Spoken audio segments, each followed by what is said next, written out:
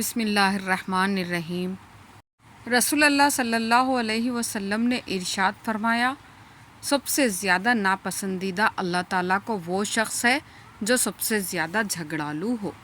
دنیا میں سب سے زیادہ مطمئن وہ لوگ ہیں جو اپنے معاملات اللہ کے سپرد کر دیتے ہیں۔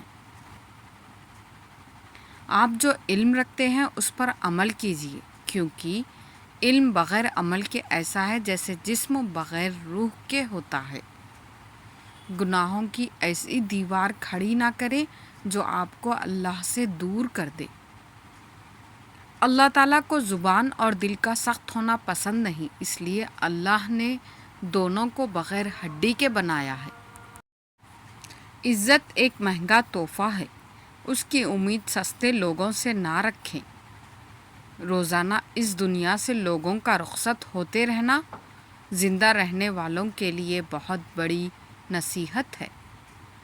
سچے لوگوں کو غصہ جلدی آتا ہے، منافق لوگ منہ پر مسکراہٹ اور دل میں غصہ رکھتے ہیں۔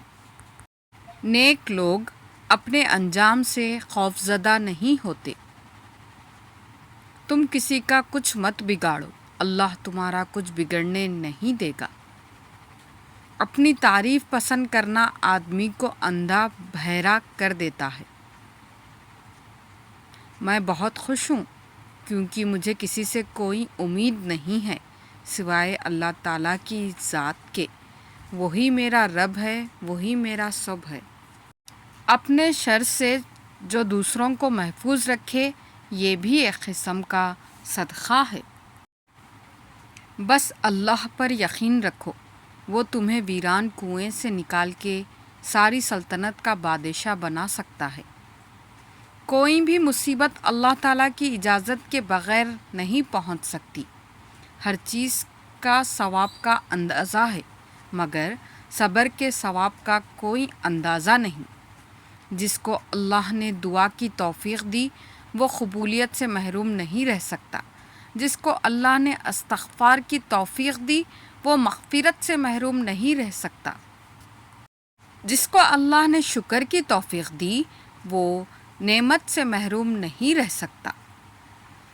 اللہ کے کچھ بندے ایسے بھی ہیں کہ اگر وہ اللہ کی قسم کھا لے تو اللہ تعالیٰ خود ان کی قسم پوری کرتا ہے۔ اور جو شخص قرآن کو اٹک اٹک کر پڑھ پاتا ہے اور اس کو پڑھنے میں اس کو مشقت ہوتی ہے تو اس کے لیے دگنا اجر ہوتا ہے۔ اللہ کی دی ہوئی ڈھیل کو اپنی چالاکیاں مت سمجھو، جس دن اس نے رسی کھینچ لی منہ کے بل ہی گرو گے۔ جسے نماز پڑھ کے بھی سکون نہیں ملتا اسے چاہیے کہ سکون سے نماز پڑھے۔